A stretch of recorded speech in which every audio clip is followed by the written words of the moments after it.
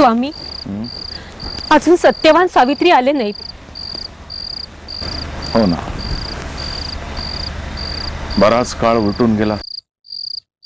कुठे असतील कोण जाणे.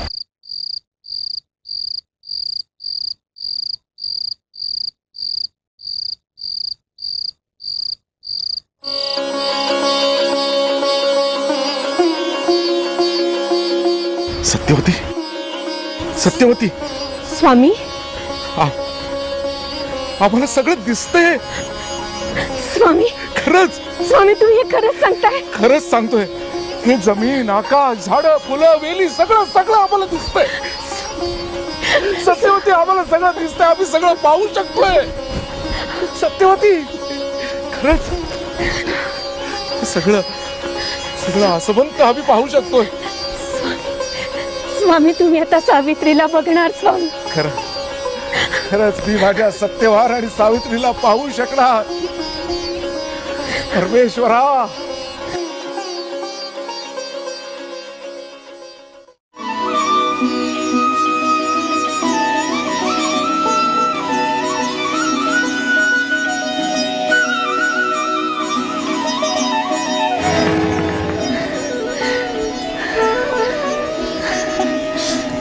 सावित्री. सावित्री, मी इतका वेळ झोपलो होतो का? रात्र झाली आणि घरी काळजी करत असतील. खरंय, घरी काळजी करत असते. आपल्याला निघायला हवं. सावित्री, काय झालं? नाही, मला तू उठवलं का नाहीस? आणि मी किती वेळ झोपलो होतो. हे बघा, काय झालं? काय हे बघा, हे सगळं तुम्हाला मी घरी जाऊन सांगेन. पण आधी घरी तर चला. चला, सावकाश.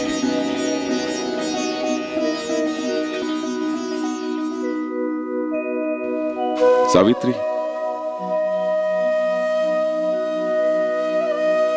आज तुझ्यामुळे मी फक्त हे सगळं जग पुन्हा पाहू शकतो.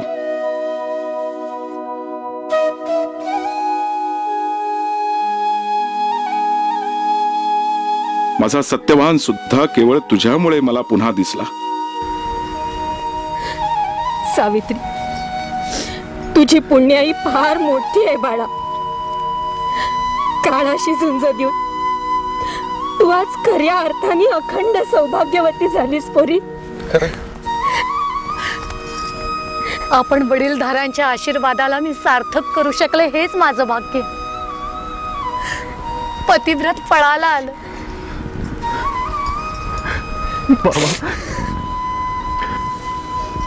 सावित्री नसती तर माझी ही लोकीची यात्रा संपलीच होती म्हणायचं. असं का म्हणता आपण? पतिव्रतेच्या भाळचं कुंकू हिरावून घेणं काळालाही शक्य नाहीये. तुमच्यासारखा पती मला 7 जन्म मिळो, हीच माझी ईश्वर चरणी प्रार्थना.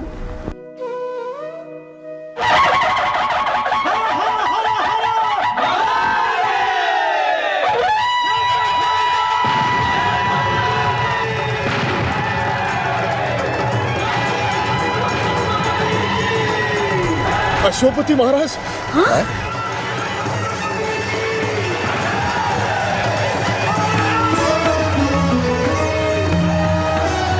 नमस्कार.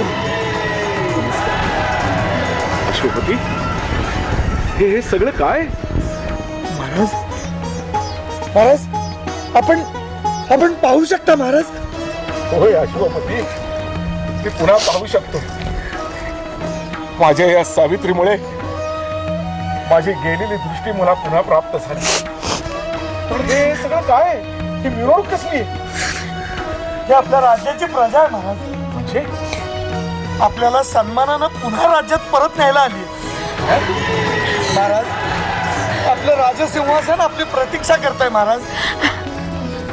अश्वपती, खरं सांगताय? होय महाराज, अगदी खरं महाराज, अगदी खरं.